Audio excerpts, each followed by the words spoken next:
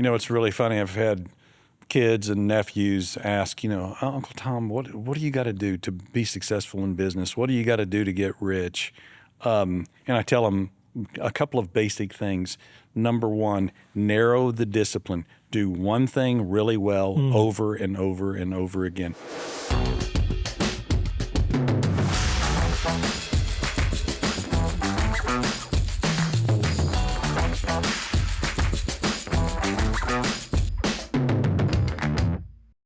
Well, welcome back to another episode of Good Business. Guys, I am thrilled to have Ellen Lewis and Tom Cox here from Environmental Design. This is going to be honestly, y'all are going to be blown away about what we're about to talk about.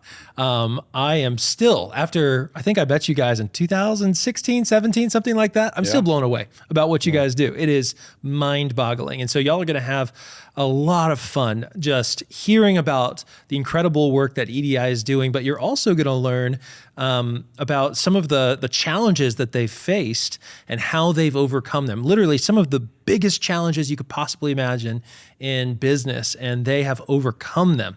And Tom is one of the founders, right? Yes. And so I'm excited to hear from both of you guys.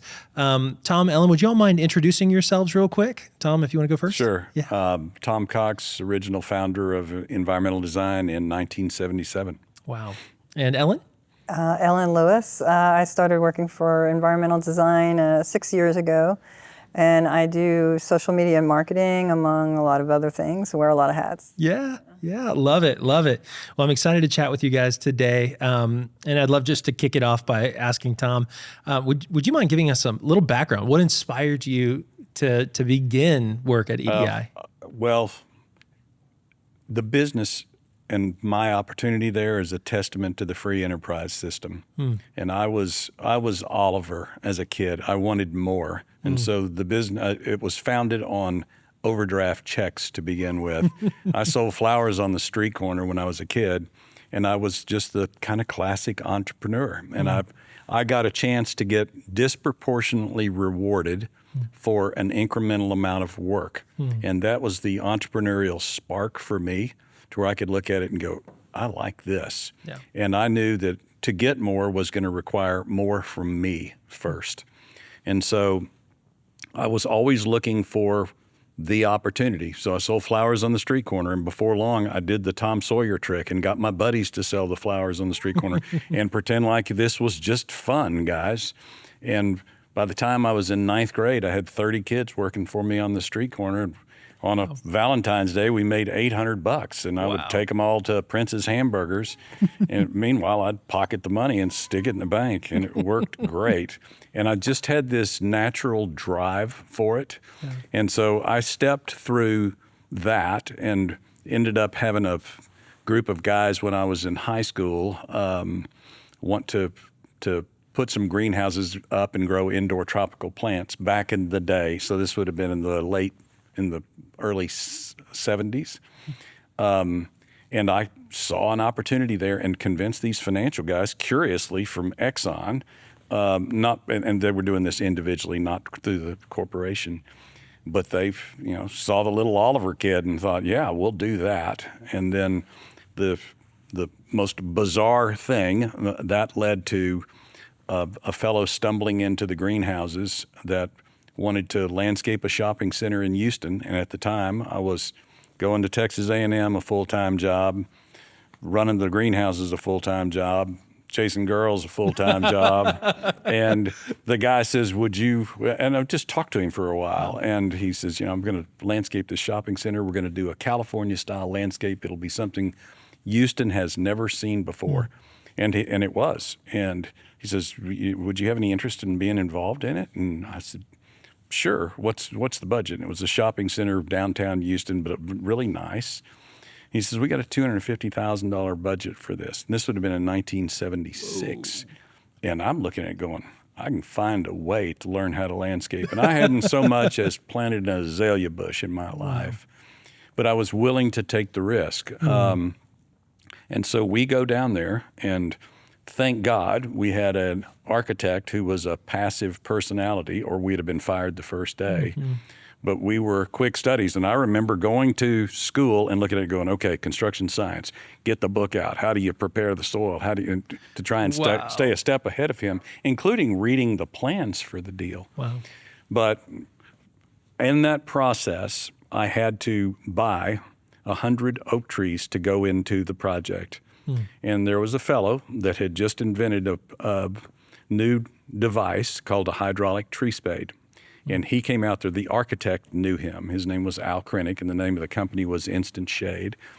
And he comes out and he says, I'll plant them. They'll be $400 a piece. And I watch him dig with that tree spade mounted on the back of a truck. And over a period of 3 weeks, he goes out to Fulshear, Texas, 50 miles from Houston, and is digging oak trees out of farmers' pastures and bringing them back. And 2 weeks later, I have to write him a hot check for $40,000. And I took one look at that, and I mean, I could do the quick calculus. You got a truck, you got a guy, you got a couple of fellows with shovels, and you get $40,000 in 2 weeks. I'm in. Yeah. And so I literally traded in my car and bought a tree spade because I could look at that and see the value proposition in it. And if there is one thing that over time our business, the proper pitch for what we do, we're one of the few businesses in the world that sells time. So in classic landscape construction, you'd plant a little tree this big, and you'd tell everybody, hey, in 20 years, you'll have a shade tree. But with that invention, you could have a relatively small shade tree, but you could do it instantly. Wow. And it was also, the business is a product of the confluence of the green revolution and instant gratification. And, you know, I would like to tell you that I saw a parade and got in front of it. What happened was I was walking along with my entrepreneurial spirit, and the parade came behind me. And so I take the tree machine and I start using it as the base piece of landscapes. And so now we could go to the wealthier parts of town and say, we'll do your landscape for you, but we're going to bring in really big trees. And it was a thesis quickly ratified. People wanted big trees. And I looked at it and thought, you know, the bigger trees, will people pay more for that? And the answer to that was yes. And so we developed methods and patents for doing trees that were not this big from the tree spade, but were 10 feet in diameter, some of them thousands of years old. We've moved bristlecone pines that are 2,000 years old and trees that are 120 feet across. But the back to the timeline of this, after seeing that, I, in 1993, ended up buying that guy's business and rolling it into our business. And he was the kind of gold standard for moving big trees. And so getting that business was a real catalyst for it. And the other interesting thing, we bought the business and closed on December 13th of 1993.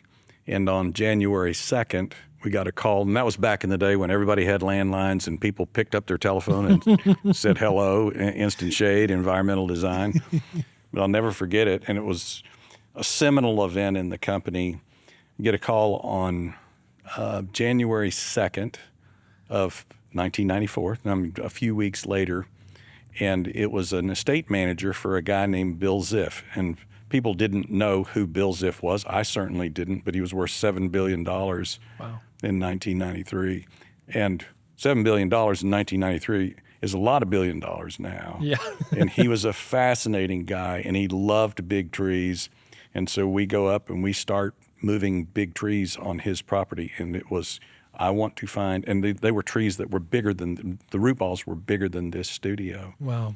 And so that one call paid for that acquisition in just a few short months. Wow. But it was also the spark for me that said, you know what, is this a one-off deal, or is there really an opportunity out there for this? So, and the answer to that was yes, there's an opportunity out there. And that led to us doing the casino work for Steve Wynn. It led to us doing Animal Kingdom for Disney.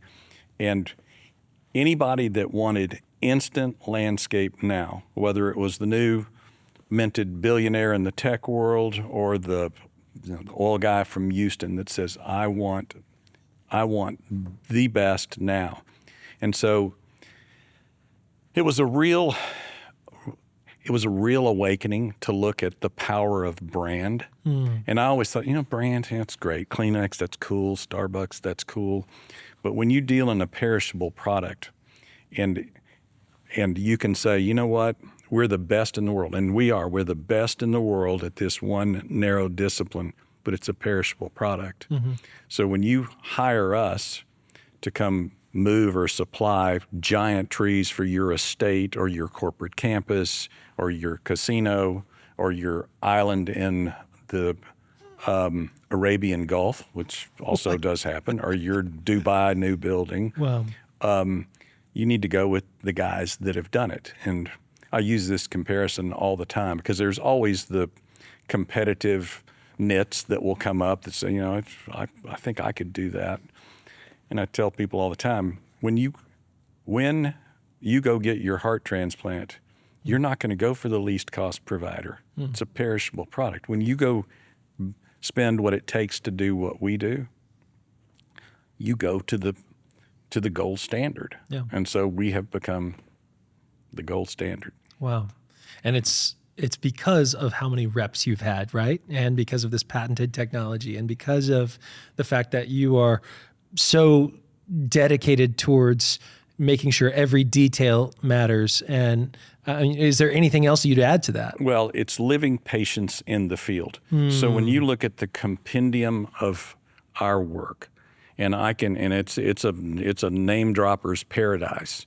As we did after Kevin Costner did Dances with Wolves, he went and bought the great opening scene. That's one of the finest scenes in cinematography of that movie. He fell in love with South Dakota, and so he wanted to go put together a resort, and it was going to be called the Dunbar, and he was Lieutenant Dunbar in the movie. And so the only problem with the land that he brought was it didn't have the right trees on it.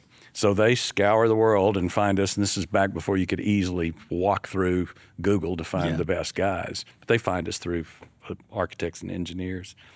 And we go out there and they say, hey, this is the vision. Can you guys produce the vision? And we can produce the vision. We'll bring big trees in. And so we go do that. The resort never got built because Kevin expected that he was going to be able to get gambling from $5 a hand to $25 or $100 a hand. It never happened. But the tree transplanting did. And what ended up happening, and this is the viral nature of our marketing in some respects. So guess what Costner brags about? The trees, because that's the really cool part. That's the photogenic part. And we're moving trees that are 80 feet tall down Highway 85 in downtown Deadwood. That's cool. And so he tells this buddy of his, and that guy tells, and so we end up working for, the Hollywood elites and the rest. And it's because, and the same thing happens, I'm sure, when they build their next really cool pad. It's going to be, hey, who built your house? But there's only a few people that can bring really big trees, and forgive the commercial interruption here, but there's only one that can really do it like we do. I love it. Yeah. I love it. So you've name dropped a few. What kind of projects have you worked on in the history that maybe the public would be aware of? Well, we did the 9/11 Memorial, which I would tell you that's the magnum opus for sure. And the way that came about was just amazing. And many different, pick a famous golf course. Of the 100 top golf courses in the U.S., we've worked on, Ellen, 50 or 60 for sure. And then pick a resort. It's a number of the casinos and resorts, not just in the U.S. And that's the other thing that's, I think, really interesting about our business. We have this premise that I preach to my guys: follow the money. And so when we had a recession in the U.S. after the housing recession, 2007, 2008, our architects and engineers are floundering and the rest, but guess who's not floundering? Dubai and Abu Dhabi. And so they go over there and they call us and they say, hey, you want to come do trees in the desert? And I said, sure. I've never swum in the Persian Gulf. It looks great to me, which I did do. It's warm, by the way. Wow. And we go over there, and by this time now, we've got such a great portfolio that you can go pitch the deal with pictures. Yeah. And guess what? Really rich Middle Eastern folks get that, and they want results, and they want big, and they want it now. And so they would show us the Burj Khalifa or the new city they were building on the coast, and they'd say, can you do it? And we said, sure. Now this from this, you guys are probably getting the idea that I say sure before I know. That's a hazard. I mean, any entrepreneur, if you're going to be a successful entrepreneur, you have to be an optimist to the point of ignorance. And I was always the guy that figured, yeah, we'll do it. I mean, if the money's right, we can figure this out. Yeah. Elon Musk figured out how to launch rockets. So in Dubai, they said, we want big, we want green, we want instant gratification now. And I said, sure, we can do it. And it's the desert. And so if you take the desert and it's close enough to the coast and it has good humidity, all you have to do is add water. And believe it or not, they've got some amazing desal plants over there and the money to run them. And so we ended up going to China and finding the trees that were tropical trees that fit within that latitude. And we dug the trees in China and we loaded them on ships that we chartered. So we got the top deck of a container ship, and then we used containers that that were open top. Yeah. And the ship was routed through latitudes that we know that it would get rained on every 3 or 4 days. Wow. And the trees arrived and they looked great. And of course, these guys have never had anybody do that. And, it's just let the legend grow. Mind-boggling. And so that leads to, the next name dropping. So when somebody says, I've got an island off of Miami or the Bahamas, but in this particular case, I can't say the name yet. Yeah. When it's a billionaire, you would know the guy. Yeah. And, can we put trees on this island? It's tropical. Can we get the big, call your attention to these photographs. Wow. Yeah. So with all that in mind, I mean, it sounds like you're the guy that says, sure, and you've got an amazing team that says, okay, we got to figure it out. And you're one of those people. What would you say has been the biggest challenge you've ever faced? Where, I saw the documentary that PBS did about the 9/11 memorial. Was it PBS that did it? PBS did one. Nova did one. Yeah. Steven Spielberg did one. Yeah. Everybody did one. Everybody owns a piece of the 9/11 memorial. Trust me. It's really funny. Yeah. The guy that supplied the expansion joints owns the 9/11 memorial, which is really cool because everybody had a deep sense of pride and ownership in that job. But yes, that was the toughest one. Could you elaborate? Yeah, and the other part that I think is fascinating, how that job came about. So originally the design reflecting absence, Michael Arad, the architect, it was a design competition. There were 5,000 entries, and Michael Arad lived in New York, and he was not chosen because of this specific reason. But he lived in New York and had a balcony, and he saw it develop, and he's an architect. And now when they did the competition, it was a blind competition, so nobody knew, hey, this would be cool to give it to the guy that lived around the corner and saw it happen. Yeah. So he designs it, and the original design is this monolithic granite base, and it has the 2 footprints of the towers and waterfall cascading down. And that's all it was going to be. And so the families come look at it, and the constituent groups that got to make the decision were the families, the state of New York, the federal government, and the mayor, the city itself. Yep. But the families of the people killed really had the loudest say about a couple of the elements of it. But the families come in and say, hey, this is it's great, but where's the Renaissance piece to this? Where's the living component piece? And they had hired a landscape architect, Peter Walker and Associates, that we had done a lot of work for. We'd just done, I think, Pixar Animation Studios or something with them. And they say, fix the living component. And I get a call from Peter Walker, I'll never forget. So I'm in Tortola, and it's him, and he's telling me about it. He says, would you be interested? I said, sure. And so they tell the families, we're gonna make this, we're gonna plant trees on it. And I said, look, guys, if the trees are done right, this thing one day will be a park. I mean, and all memorials are parks in some respects. I mean, if you look at the mall in Washington, D.C., maybe the Vietnam Memorial is not so much, but most of that stuff is a public space that's pleasant to be in. Yeah. So we said, sure, we can do it. And they wanted originally to pick the trees from the 3 states where people died. And Peter Walker drew a beautiful rendering of what it's going to look like. And of course, the families endorsed it, I think unanimously, I don't remember. But that rendering from that day, and then the opening day, the pictures that were taken, which we took from the same spot, you cannot identical. Distinguish the difference between them. Wow. It's fabulous. Wow.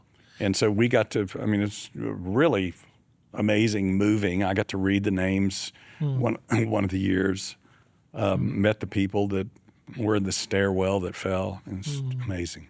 Wow.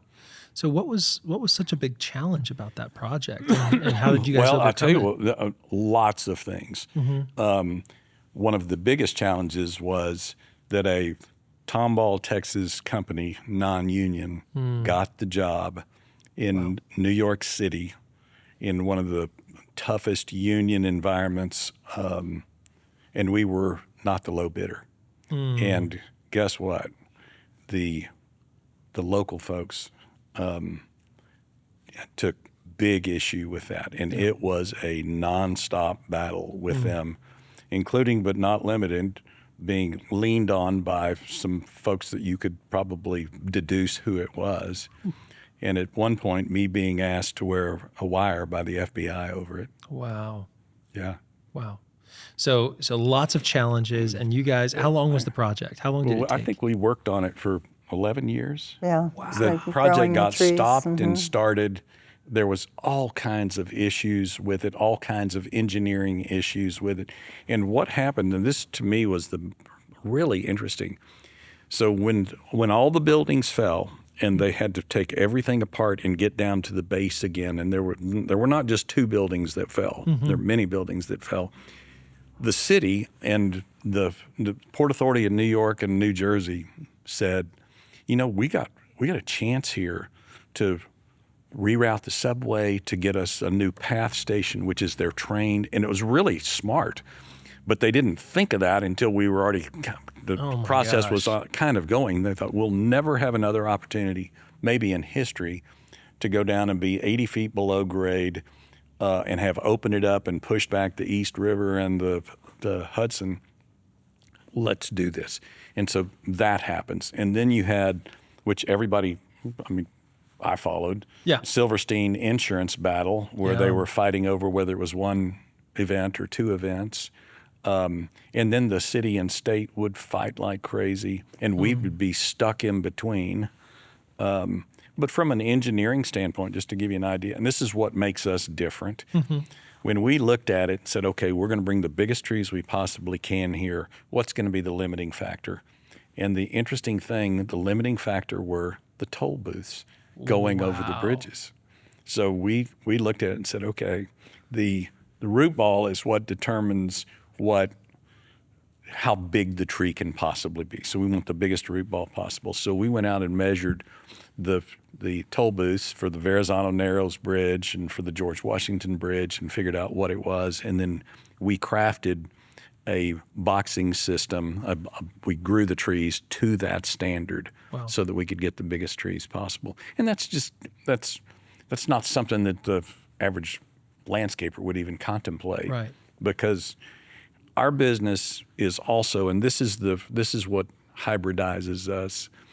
We're the confluence of horticulture and engineering. And when we developed the methods for moving the really big trees, the trees that weigh a million pounds, it was how do we take this effort and make it as simple as we possibly can and as safe and as efficient. And you can step it back. When we came up with the Arbor Lift method, which is what we used, we saw ships being launched in China with giant airbags, and I looked at it and thought, my God, if they can launch a ship with that, I can take that same mechanism and I can put it underneath trees and blow those bags up and roll them exactly like the Egyptians did when they rolled the blocks for the pyramids. It's that simple. It's the exact same premise. And we did that, and then we patented it, the method, internationally. Wow. And here you are. Yeah. The prior art was the Egyptians. I didn't cite that in the fact. That's amazing. Their labor was cheaper, too. That's a little cringeworthy, right? Yeah. Oh, man. So this has just proven a point that you guys have got your marketing down perfectly. I mean, since the beginning, you've been doing it, whether intentionally or not. You've been solving a problem that no one else can solve, and you've been proving your authority. That's it. That's what marketing is. It's communicating that you understand the problem that your customer has and identifying why you're qualified to do it. The challenge there was establishing the efficacy of the method, because what we were doing was so new and it's a perishable product. So it took a fair amount of time, because trees are a long cycle product. So you can go plant a tree out here. Anybody can go plant a tree out here that's this big, and it may take 6 months for it to die. And so establishing the efficacy of the method was a really critical piece, and it became the single best marketing thing. This statement I made earlier about living patients in the field. When we go get asked to do a golf course, and they say, where all have you done it? We said, well, you ever heard of Pebble Beach or Augusta National? Or let us show you the trees there. You can ask Clint Eastwood when we planted the tree at number 18 Pebble Beach, and go look at that. That was done in 2003. That tree looks better than it did the day that it was touched. Wow. So establishing the efficacy of the method was a really important piece to it. But some other little things that Ellen came up with that she insisted on, and I was a little resistant to it, because I'm going, Doesn't like to spend money. Is that how effective is that going to be? Yeah. And this was remarkably effective. But we do the stuff, and our clients come out there and pound their chest about what a good decision they've made, and they'll many times develop these great videos that they do on their own dime and give them to us. I mean, it's beautiful marketing. Yeah. But there never was a classic watermark in there for us. And Ellen says, you know what, we've got to have treemover.com that is, and we've got to put it on all of the root balls. Every time we do a tree, it has to be on there. Yeah. And it was the bane of my guy's existence for a while. It was, Ellen's calling. Because they would send a photo in of a tree transplant without a banner on it. Gosh. And they're like, don't let Ellen see it. No, but having the banners on, so when and most of these guys are very stingy with the marketing piece, but the treemover.com was just going to be on there. We're not saying environmental design, it's saying treemover.com. And that has been so effective, and it's very common that we'll get a call, just like the rain tree that we did in Fort Lauderdale. And that guy didn't want it to be a giant commercial. And I mean, everybody's out there, all the news people, Univision's flying the helicopter, and he's out there saying, this is symbol development here. treemover.com. That's amazing. And has anyone picked up on it yet? Yes, we just recently had a call where I actually took the call. It was a landscape architect that works for a very prestigious firm. Wow. And I said, yes, we've worked with your firm before. And he lives in a condo in Fort Lauderdale overlooking the rain tree, Wow. and saw our banner and has a new client that needs to move some trees. And Brilliant. so Brilliant. I saw your banner. I love it. I actually also had, in the very early stages of the banner, on social media, it went. One of our videos went viral of our tree in Austin. Yep. It's a video that you guys did for us of the tree moving, doing a 90-degree turn, and it had a small banner on it at the time. Was when I first started to That get was the banners. first banner that you did, The first right? banner Yeah. is 19-foot banner. It's at treemover.com, and the video went viral in Turkey. And a guy tried to say that it was the mayor of Istanbul teaching the city employees how to move a tree correctly. Whoa. And so I'm on the weekend translating Turkish on my cell phone, trying to figure out what they're saying, because this is before it was already easily translated. You just hit a button and translate it. So I was translating on my phone what people were saying, and this one guy comments further down and says, "No, that's the United States. That's treemover.com. They're in Texas." And so someone else called him out. I didn't have to, and basically said, "You're not telling the truth. That is treemover.com," because our banner was on the tree, so it was like a watermark. So now we do them around the tree, and then we also have times when we have clients that don't want us to advertise on the job. So I came up with a new technique that I do, and I do treemover.com, and then I do the company logo of the company we're doing work for, and then I do treemover.com. Brilliant. All the way around. Every other logo is ours and theirs. Yeah. And one of the clients we did it for, they had a lot of meetings about this big tree work that we were going to do for them, and one of the executives kept using the word big nature in their meetings. You can say who it is. So it's Walmart. It's a really, the corporate campus is a $3 billion corporate campus they're building in Bentonville. 6,000 trees on it. Yeah, Bentonville, Arkansas. They wanted, executive said she wanted it to look like big nature. So when we moved a giant elm tree for them on the property, we moved several, probably 15 giant trees for them, in addition to supplying 6,000 trees for them for the project. I had the banner and I put treemover.com #bignature.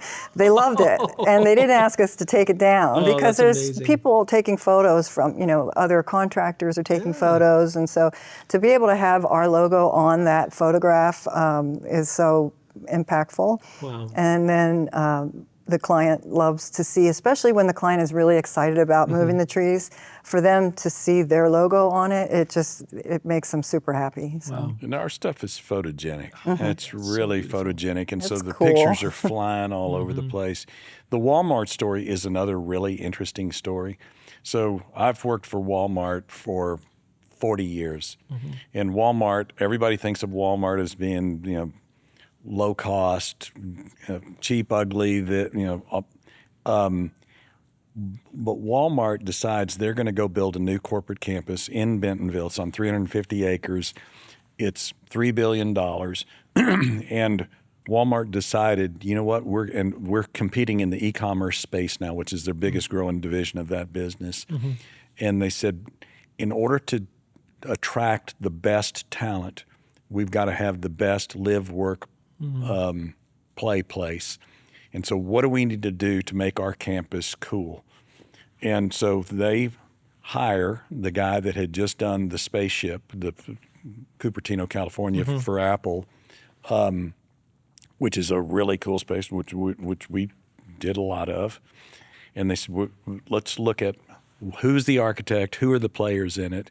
And if you want big trees, if you want big nature, you got to hire these guys. Wow. And they're a delight to work for. They're visionaries, and when they say do it, they mean do it. They bought a tree farm, we manage the tree farm, and then now we're populating. And if you go to Bentonville, number one, I highly recommend going to the original Sam Walton 5 and Dime. It's still there in downtown. Whoa. Yeah. It's a museum, but it's a little bitty dime store. That's so cool. But their campus is beautiful. And it's the kind of place you'd look at it and go, I may sneak up here and hang out at Walmart's campus. Wow. It's a real open architecture, beautiful. I've been there before when construction just started, and to see the photos of it developing, it is absolutely gorgeous. Oh my So it's great to be that the trees are a big part of it. Yeah. Every time they finish a street, the trees go in on that street, and so it's looking amazing. I love it. Well, so years ago, this was probably about 2009, 2008.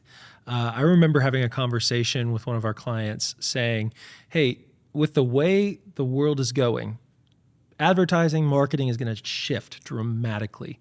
And you've got to turn yourself into a media company.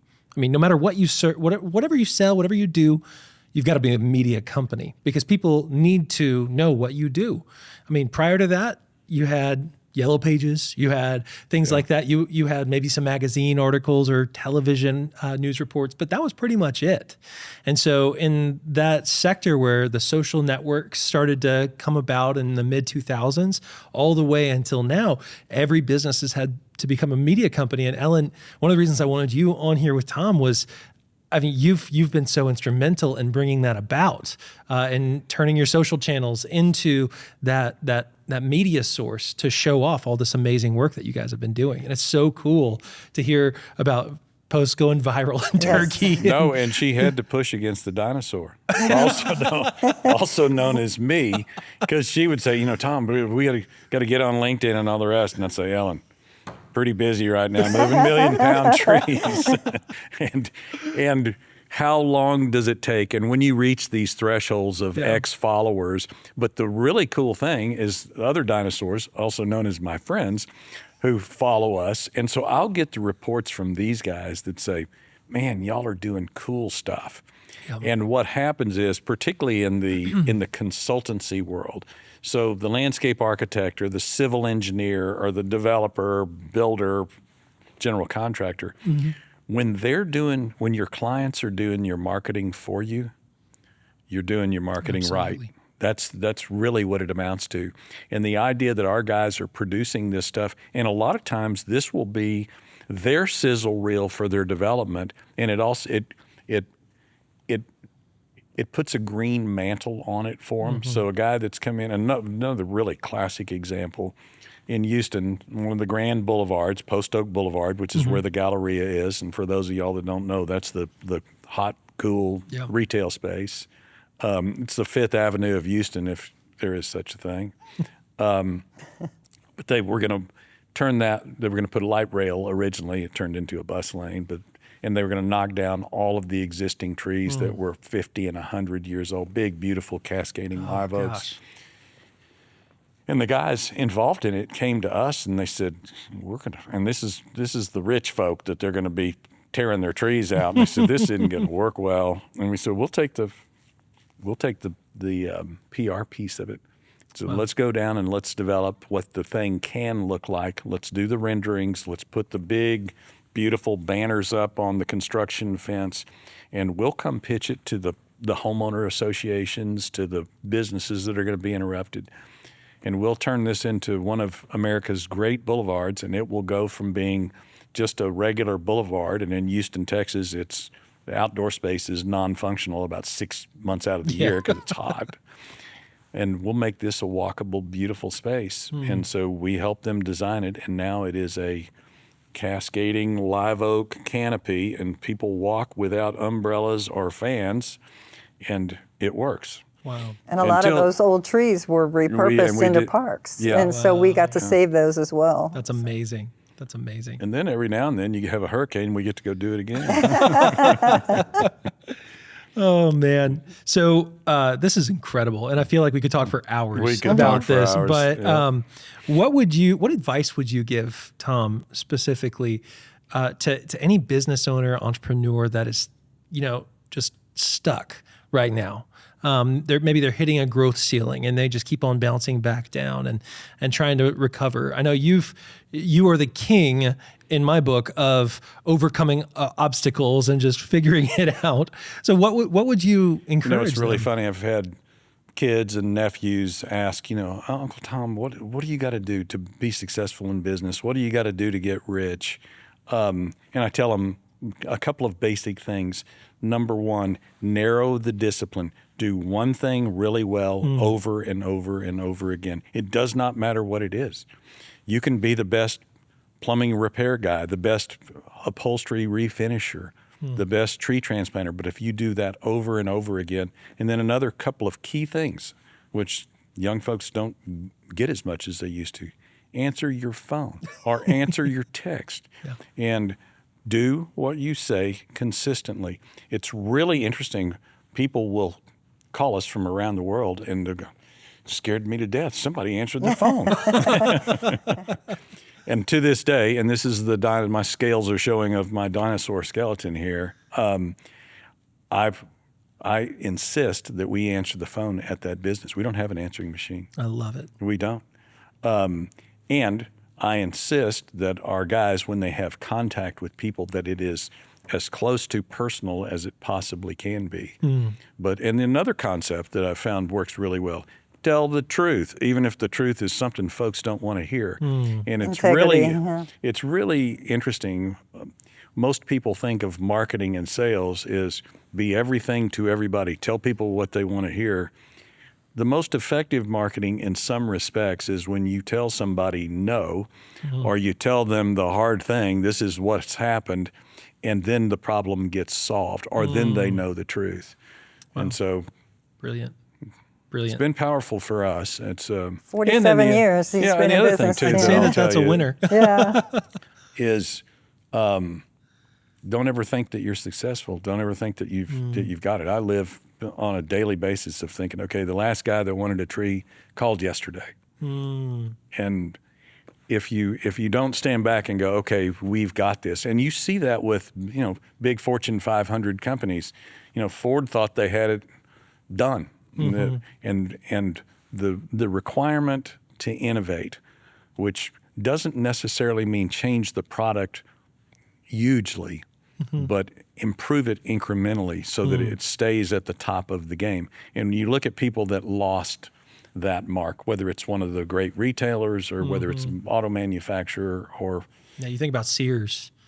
Yeah. It was the standard. Montgomery Ward. So exactly. And what happened was they got pantsed by Sam Walton.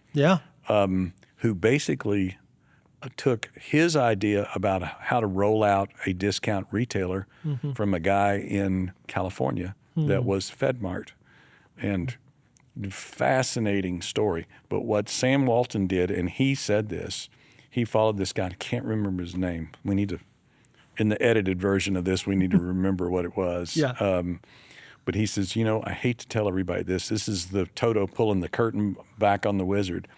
But everything I did, I stole from that guy. But I was a really good thief, and he was an honor babe. The two of them loved each other. But he was the guy that caused Sam Walton to do Sam's Club. And then the guy that was the other guy's partner was the founder of Costco. And Costco has done a pretty good job. I'd say so. Anyway. I'd say so. I love it. All right, so as we wrap up, one final question. What are your future plans and goals for EDI? Like, where are you headed? Where's the company going? Or outside of world domination, obviously. World domination, yeah. No, I will tell you the other thing that happens, which is something as a young entrepreneur that you never contemplate, is that the actuarial tables are real. And you get old, and you've got to have a new younger regime coming in place. And when you're working to build your business, you don't realize how important and how quick that inflection point comes to where you can look at it and go, man, if I get hit by a bus and that guy gets hit by a bus, you better have a young leadership group in place. And the other really key part of that for all businesses is the relationship-driven piece of businesses necessarily passes to the next generation. So if I've got the great relationship with all of my contacts, but the architects are hiring younger architects and the engineers are hiring younger engineers, I don't have that same relationship with those guys. So making sure that you have the next generation. I never thought that I would have to have succession planning being an ongoing thing. But you should have people in play. You should be hiring your replacement as you go along. Wow. We've just now really done, I think we have by far the best team of young guys in there. And they relate to the young architects, and they dress like them, and they talk the language. They also have new ideas, and being able to convince Tom of changing some things that he's done, for years and years. They've come along with some great ideas. Our tree farm has never looked better. Yeah. So having the younger group in to, kind of push the envelope and do different things has been, but staying along the lines of what we do, what we do best. And there's some value to dinosaurs. And I look at things that I've seen, and I've been a student of business. I didn't get a college degree, but I've been a student of business since I was a little kid.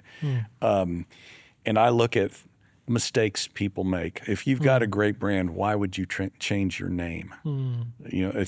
Environmental design doesn't classically define exactly what we do, but it's a known name. People know you. And when I see companies that will combine and then change their name and rebrand it, and I'll look at it and go, man, all those years of getting people next to know the name of whatever it is, the classic names. Yeah.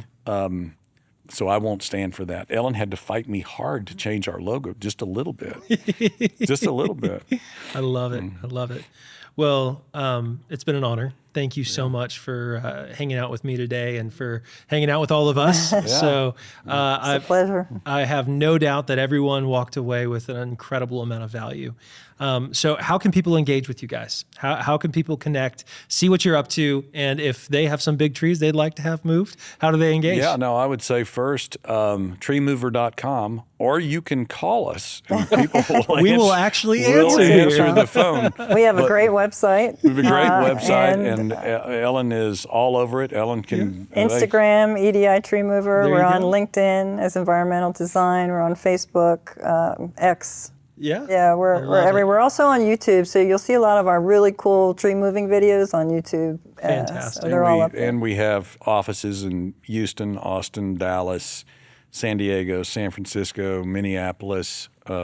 Where is Philip now? And we're in the East Coast? Wadmalaw Island. South Carolina. Yes. Yeah, there you go. Awesome. Well, be sure to reach out to them, connect with them on social, see what they're doing. It is purely entertaining. I love seeing every single video that pops up.